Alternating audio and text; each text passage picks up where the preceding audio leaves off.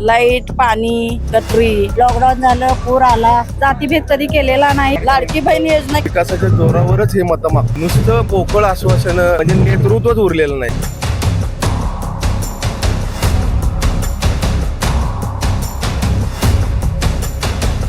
सांगली मिरज कुपवाड महानगरपालिकेचा आढावा घेण्यासाठी आज आपण आलो होतो दत्तनगर येथे आणि इथल्या काही महिला आपल्या सोबत आहेत. त्यांच्याकडून जाणून घेऊयात की त्यांच्या मनातील नगरसेवक कोण आणि का. ताई, काय सांगाल तुमच्या मनातील नगरसेवक कोण? लक्ष्मी रघुनाथ सरगर. सर, का बरं? त्यांनी भाजप पक्षानं म्हणजे आमच्याकडे सुविधा चांगल्या केल्यात ना, त्यामुळं काय काय सुविधा केल्या? लाईट, पाणी आणि रस्ते, गटरी त्याच्या सुविधा केल्या. ताई, तुम्ही काय पक्षच आम्हाला हवा. हवा? ताई, तुम्हाला काय वाटतंय? कुठला पक्ष निवडून वाटतं? भाजपच की. भाजप पक्ष हा कायमस्वरूपी चालू राहावा. आणि आमच्या इथल्या नगरसेवकांनी कसं लॉकडाऊन झालं, पूर आला, काही कामं शिल्लक राहिलेले आहेत ती पण आमचा नगरसेवक करू शकतो. लाडकी मग नागरिकांनी कसं जरा थोडेफार समजून घ्यावं एवढीच आमची कळकळीची विनंती आहे. आणि भाजप हा कायमस्वरूपी हवा.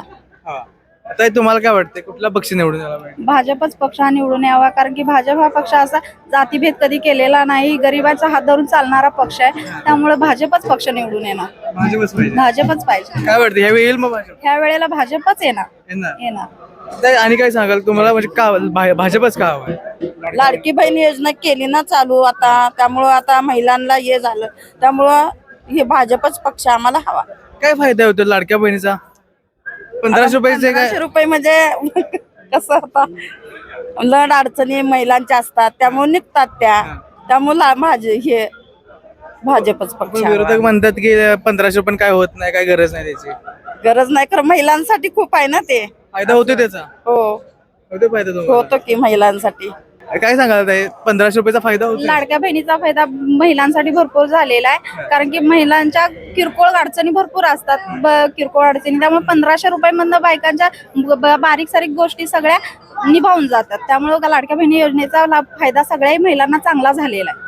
या योजनांमुळे महिला सक्षम बनतात का? महिलांना कोणावरती अवलंबून राहायला लागत नाही नाही, अजिबात नाही. कोणी पैसे द्यावं घेऊन आपल्या हक्काचे पैसे आलेले आहेत, आपण कधी आपल्या नडी अडचणीच्या वेळेला आपण खर्च करू शकतोय त्यामुळे लाडक्या बहीण ह्या योजनेचा फायदा सगळ्या महिलांना चांगला झालेला. तुम्ही सगळ्या लाडक्या बहिणी लाडक्या भावांच्या सोबत राहशील काय? हो हो, सगळ्या लाडक्या बहिणी आणि भावांसोबत आम्ही आहे. ह्यावेळी भाजप नक्की येणार? नक्की भाजपच येणार ह्या वेळेला. खात्री आहे? खात्री आहे आमची. तर तुम्हाला काय वाटतं, खात्री आहे तुमची? हो, खात्री आहे ना आमची बी. येणार की. धन्यवाद आहे. काय वाटते सांगली मिरज कुपवाड महानगरपालिकेवरती कोणत्या पक्षाचा झेंडा लागला यावेळी? सांगली मिरज कुपवाड महानगरपालिकेवरती फक्त आणि फक्त एकमेव भाजपची सत्ता येणार. कारण त्यांचं जे आहे धोरण की ते हा असा एक पक्ष आहे की तो कोणावर टीका टिप्पणी करून मतं मागत नाही. त्यांचं एकच विजन आहे विकास, आणि त्या विकासाच्या जोरावरच हे मतं मागतात.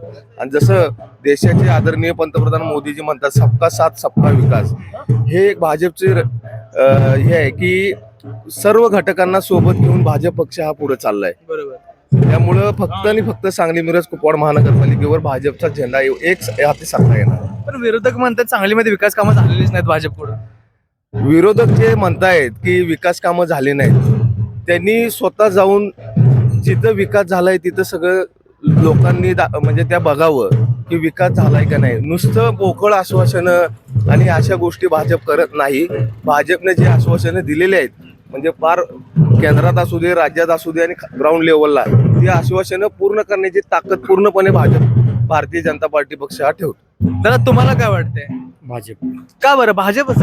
काम करणार माणूस. काम करणार माणूस. तुम्ही आता इथं सांगलीमध्ये अनेक निवडणुका पाहिल्या असतील. सांगली एकंदरीतच पहिल्यांदा काँग्रेसचा बालेकिल्ला मानला जायचा, पण तसं आता चित्र दिसत नाही. याच्या पाठीमागचं कारण काय बरं?